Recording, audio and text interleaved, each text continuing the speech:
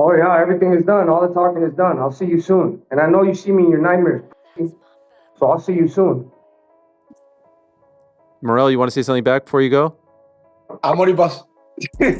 David Benavidez made it clear that all the talk is over, saying their next encounter will be in the ring, promising Morel will see him in his nightmares. David Benavidez and David Morel had a heated exchange, both showing determination. Benavidez seemed confident, saying he's ready to dominate. Morel wasn't fazed, firing back and making it clear he's not backing down. The tension between them is real, and both are prepared for the battle. Do not. I'm gonna retire that.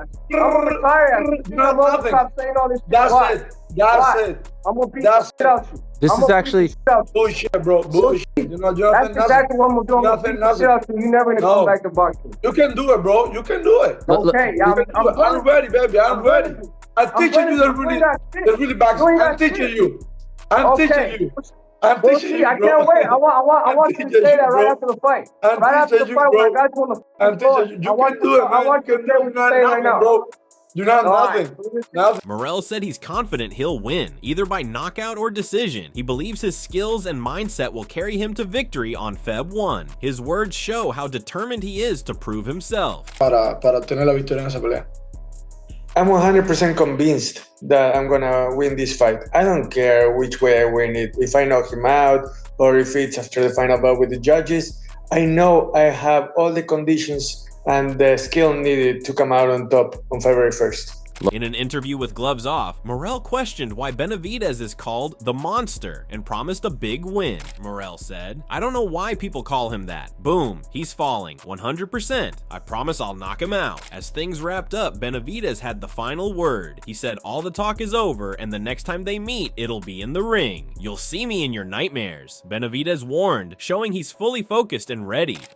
Oh yeah, everything is done. All the talking is done. I'll see you soon. And I know you see me in your nightmares, so I'll see you soon. Morel, you want to say something back before you go? Amor y paz. Benavidez brought up past accusations against Morel, saying he's never been accused of steroids and that drug testing is ensuring this fight is clean. Not no more, because we're on his ass with the Vadin testing. But look I'm not gonna say nothing. Just look at the track record.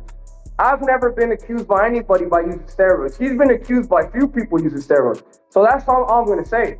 What we did this camp is we make sure that no sneaky business is going on and all fighters are being tested. We're advocates for clean boxing, and there's not gonna be no sneaky shit here because we make sure of it.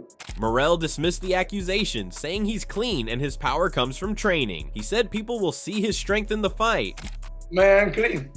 You know, I'm clean. Like, Hano can do it talking insane. I mean, I'm clean, bro. You know, you can't even say that with a straight face on. Every time Morel added that doubts about him are only because of his natural power and promised to prove himself on fight night. a lot of people every fight talking shit, they say him and not come out and the fight is talking and say no, it's Davis, it's doping, it's Davis, it's steroid. Why? Bro, he's training.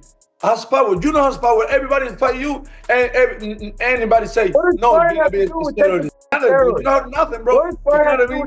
So after the fight me, everybody say no, it's steroid. You know, because film is really power, bro. You know what I mean? Yeah, because you make the fighters take Vada and then you don't take Vada. That's it. It's no excuse, bro. I'm clean. I'm just clear. Benavidez emphasized the importance of clean boxing for this fight. He said he's always been clean and wants a fair match. I don't know, but we put everything in place to make sure that there's Vada testing in this. Like I said, my name has never been associated with steroids. I can't say the same about everybody else. But right here, we got this big fight. We're gonna make sure that there's clean boxing involved, and we got the Vadin test and all that. Benavidez called the fight personal, saying it's the biggest of their careers, and he plans to send a strong message by beating Morel. It has to be personal because this is the biggest fight of both of our lives. This is gonna get the most out of me, and this is what people want to see. They want to see people two going at it that don't like each other. You know, and I'm not lying about anything I'm saying. I'm gonna go in there. I'm gonna put a beating on this guy because this is what I want to do. You know, this is my time, and this is a message for everybody, letting them know what time it is. Morel disagreed, saying it's not personal for him. He called Benavidez a simple guy and questioned why he's so stressed. You know, hands easy, so I don't need that personal. I mean, in Miami, it's a little bit tight. You know, I'm flying this moment right now, like come back Houston, to my training camp, focus. I say, bro. Morrell dismissed the drama as stupid and said he's focused only on what happens in the ring. Bro, why you stress? I mean, Benavides is like the simple guy, so you know what I mean. And it's not personal. I mean, my only personal is inside the ring, me and him. Like outside the ring, I don't care. I mean, it's stupid. Like, why I thank him, my man, for this stupid shit. You know what I mean? So Morrell added that Benavides talks too much and promised to deliver a serious defeat. The only I say is, bro, for real, I'm killing you, man. Promise you. I mean, you every time you talking shit, every time you say like you're the monster, blah blah blah. You say no, but David Morrell, you are blah blah blah. Okay, you're talking whatever you do. I mean, first, bro, I'm kicking you ass. Promise you. Benavides said the talking is over and he's ready. He warned Morrell he'll see him in his nightmares and vowed to settle everything in the ring. This fight is not making its distance. I'm going to go in there, I'm going to hurt David Morrell as much as possible. I'm going to hurt him more than anybody's ever hurt him and more than anybody will hurt him. He's always going to remember this fight and he's never going to forget David Benavides after this fight. Morrell reiterated he's 100% sure he'll win, either by knockout or decision, saying he has the skills to come out on top. I'm 100% convinced that I'm gonna win this fight. I don't care which way I win it, if I knock him out or if it's after the final bout with the judges. I know I have all the conditions and the skill needed to come out on top on February 1st. Trainer Buddy McGirt said Morrell is a good boxer, but the fight will get interesting after a few rounds. He explained Benavides tends to take time to adjust, but once he does, his rapid combinations could cause problems for Morrell. I think it's going to be an interesting fight, man. I think that both guys are really going to be tested because, Morrell's a good boxer. But I think that the later rounds is really going to tell. Because, Benavides, it takes him a few rounds to get going. But once he gets going and he figures out your rhythm, you got problems. Once you start letting those 20-punch combinations go, you got problems. So it's going to be an interesting fight.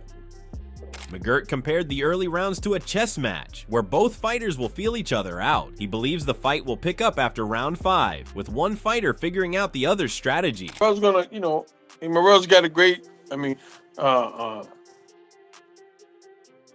great style for, southpaw. He boxes well. He's got my man Ronnie Shields in his corner. I know Ronnie's going to have him ready, but Benavides always comes in ready. So it's going to be, I think, after the 5th round, that's when the fight's really going to get interesting. The first 4 or 5, it's going to be more like a chess match. After the 5th round, somebody's going to have somebody figured out, and that's when it's going to get hot in the kitchen. Leonard Ellerbe predicted an exciting and close fight. He said both fighters might get knocked down or face danger, but expects back and forth action. Ellerbe believes fans will enjoy a thrilling, action-packed battle. I anticipated this to be a very 50-50 kind of fight. I expected somebody's going to hit the canvas, and it probably might be early, and the other person might get hurt in the fight. It's going to be a lot of ups and downs, ebbs and flows in this particular fight because both guys really, really want it bad, and want to make a big statement. It's going to be a lot of trash talking with the build-up. So this is one of those kind of fights that the fans will actually win. Lonnie B said the fight will be tough for Benavides. He praised Morrell's Cuban style, slick movement, and ability to punch while avoiding damage. He said Morrell's offense and elusiveness will be hard for Benavides to handle. Tough fight. David Morrell is really good. He's really, really good. Yeah, he's good. I can't even. He's good. You're kind of giving me a face like you don't know who wins that fight. Yeah, I don't. Oh. Because David Morrell is big too. He's big for super middleweight too. Yeah. You know what I'm saying? He's big. He can punch. He's slick. Real got that Cuban style. What he Cuban? Yeah. Like real slick. But offensive with it. Offensive with it, and those styles are tough for anybody to fight. For anybody to fight. Even the Mexican monster. Even the Mexican monster. Shakur claims Tank isn't eager to fight him right now, as his team is waiting for the perfect moment, but he's not concerned. He'll be ready whenever the fight comes. Shakur Stevenson talked about how Tank Davis gets frustrated when his name comes up in conversations about their potential fight. He said Tank seems irritated and that it's something Tank will have to deal with until they actually face off. Shakur basically pointed out that Tank doesn't like the comparison, but it's gonna stay that way until they fight in the ring. I think he's like a guy that he don't want to share the spotlight. You know, when my name is asked, it seems like he get very frustrated in his feelings, and he just got to live with it until he fight me. So, if he feel that way, I think we should fight. You know, get it off your chest. Shakur also mentioned that he thinks Tank doesn't want to fight him right now. He believes Tank's waiting for the right time, and his team is making sure the situation is ideal for him, but Shakur's ready whenever it happens, saying Tank's just stalling, but he's not worried about it. He'll be ready when the fight comes. Yeah, I'd be very upset if that fight don't happen, just because of the fact that this is a fight that I know been my dream fight for a long time. I've been ready to prove who I am to the world.